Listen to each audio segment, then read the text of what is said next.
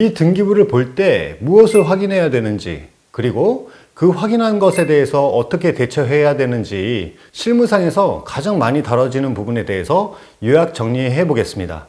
이 표제부는 매매하실 때 반드시 중요하게 확인하셔야 되는 것이고, 건물 토지 등기부에서는 면적을 잘 확인하시고, 집합건물 등기부에서는 면적과 대지권 여부를 확인합니다. 소유자 확인은 등기부의 갑구를 확인하셔야 됩니다. 이 갑구에는 소유권 보전 또는 소유권 이전 등의 과거 이력이 같이 나오겠죠. 등기부는 시간 순으로 기록하기 때문에 가장 최근의 것을 확인하시면 됩니다. 가장 마지막 사람이 현재 소유자겠죠. 즉, 갑구에서는 가장 마지막 소유자 이름을 확인하시면 되고, 그 사람이 현재 소유권자입니다. 간단하죠?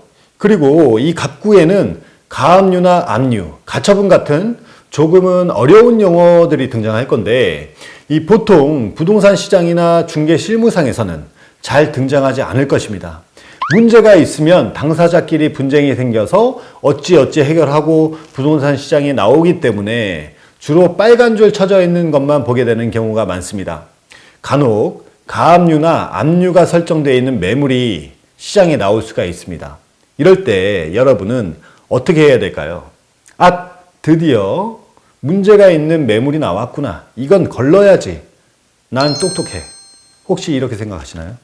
자, 이런 문제가 있는 매물들이 여러분들에게 횡재를 할 수 있는 좋은 기회가 될 수 있다는 점을 먼저 말씀드리겠습니다.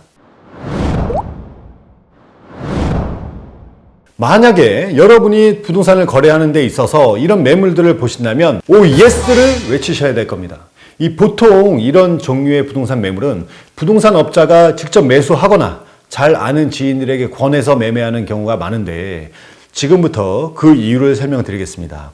이 부동산 소유자가 분쟁을 해결할 능력이 된다면 당사자 합의나 해방공탁 또는 지인에게 돈을 빌리든 여러 가지 방법을 써서 압류, 가압류 등을 해결하고 정상적인 상태로 시장에 내놓게 되어 있습니다. 그런데 압류 등이 해지되지 않고 시장에 나온다는 것은 소유주가 금전적인 분쟁을 해결할 능력이 안 돼서 나오는 경우입니다. 그렇기 때문에 다른 채권자들의 압류 설정이 들어오기 전에 한 푼이라도 현금을 더 건지기 위해서라도 초급매로 내놓는 경우가 많습니다. 이런 매물들을 가장 먼저 접하게 되는 게 대부분 공인중개사 같은 부동산 업자들이겠죠. 시세를 잘 알고 있는 중개업자는 바로 법무사를 불러서 가압류, 압류 해결하고 소유권 이전까지 일사천리로 진행해 버립니다. 당연히 매매가는 시세보다 훨씬 싸게 사는 거죠.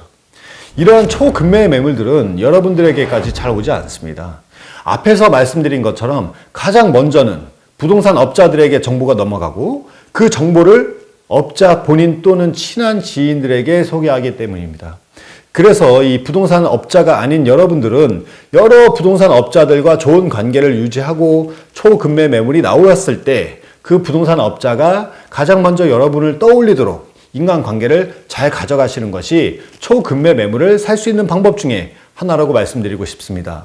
결국은 차기하기 나름이죠. 다시 본문으로 돌아와서 정리해 보겠습니다. 갑구는 소유자를 확인한다. 가압류, 압류, 가처분 같은 설정이 되어 있는지도 확인하나 일반적인 거래에서 보기는 쉽지 않다.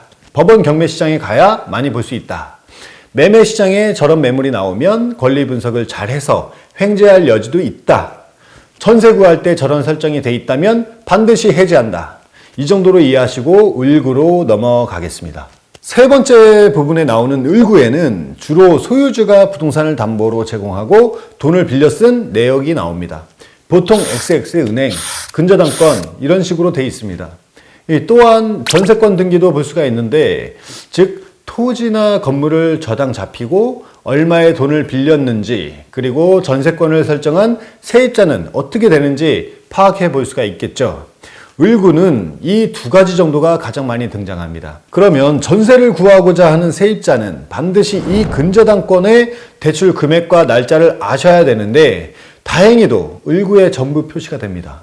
여러분들이 계약하고자 하는 집의 채권 최고액을 알아야 시세 대비 얼마의 부채율을 갖고 있는 것인지 파악이 되는 것이고, 근저당 설정 일자를 통해서 여러분들이 주택임대차 보호법상 소액 임차인에 해당되는지, 소액 보증 금액과 최우선 변제 금액 등을 파악하실 수가 있는 것입니다.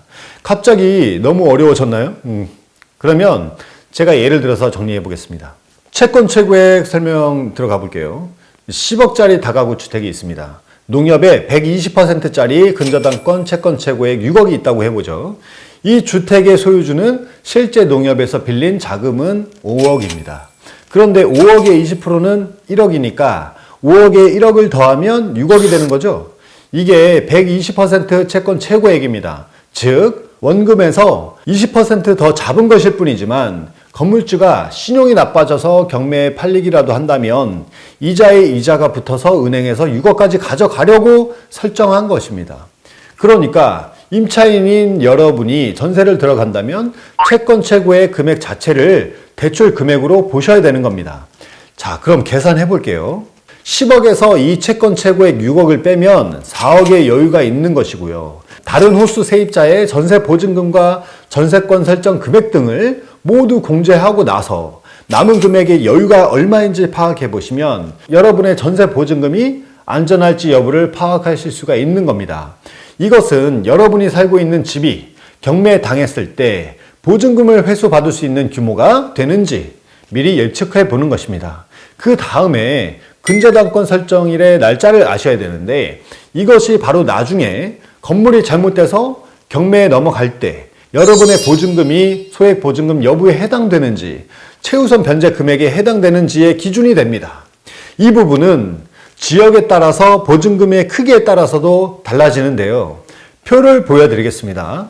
이 표를 설명하려면 시간이 좀 걸리기 때문에 별도의 안내 영상으로 올려드리겠습니다.